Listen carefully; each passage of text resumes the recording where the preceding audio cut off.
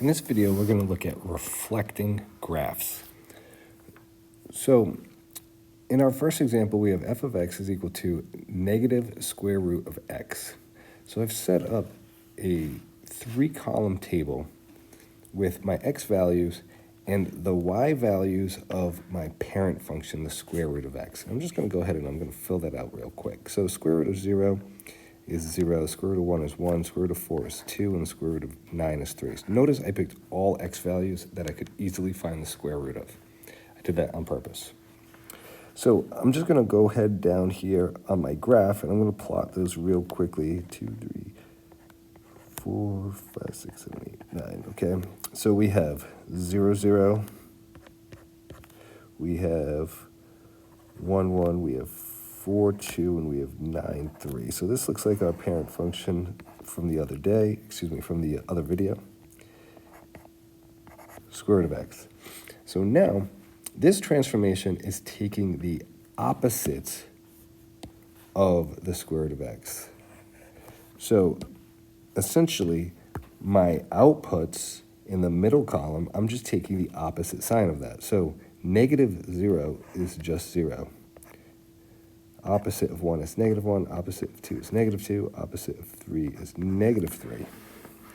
So now I'm plotting these same x values, but now my y values are 0 or negative. So we still have a point at, I'll do this in another color. We still have a point at 0, 0. We now have a point at 1, negative 1, 4, negative 2, 9, negative 3, and we got a function that looks like that. Now notice what happened.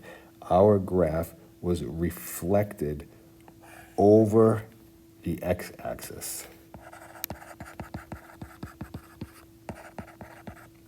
So whenever we have a negative sign that is in front of the function,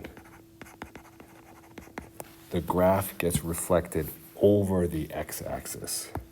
Now let's contrast that with part B, where we have a negative sign inside the function. Okay, now this is going to lead to some problems here, but I'll get into that in a second. So we have, our middle column is going to end up being the same. Now, let's look at the last column. So now we're taking the opposite of our x values and then taking the square root. So we're taking the square root of negative 0, the square root of negative 1, the square root of negative 4, and the square root of negative 9. Now, you might notice, hey, wait a second, we can't take the square root of these negative numbers, right?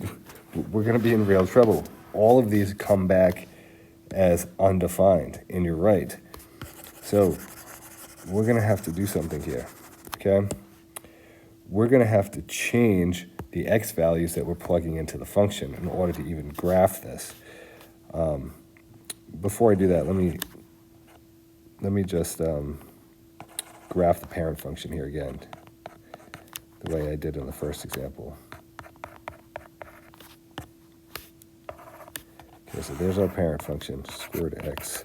So now I need to do something about this, okay? I'm going to jump to my first column, and I'm just going to have to change these. Let's go with, instead of 0, 1, 4, 9, let's go with 0, negative 1, negative 4, and negative 9. Now, our middle column is going to be all undefined. Can't take the square root of these negative x values. But now our last column, we can take the square root of 0. I should say negative 0. It's just 0. We can take the square root of negative 1. It's just the square root of 1, which is 1. We could take the square root of negative 4, which is just the square root of 4. And we could take the square root of negative 9, which is 3. So now let's plot these points. They are not the same points that are on the parent function. This is the point 0, 0. That one is on the parent function. We have the point negative 1, 1. So that's going to the left now. we have the point -4, 2. And we have the point -9, 3. So here's our new function. And notice what happened. The parent function got reflected over the y-axis.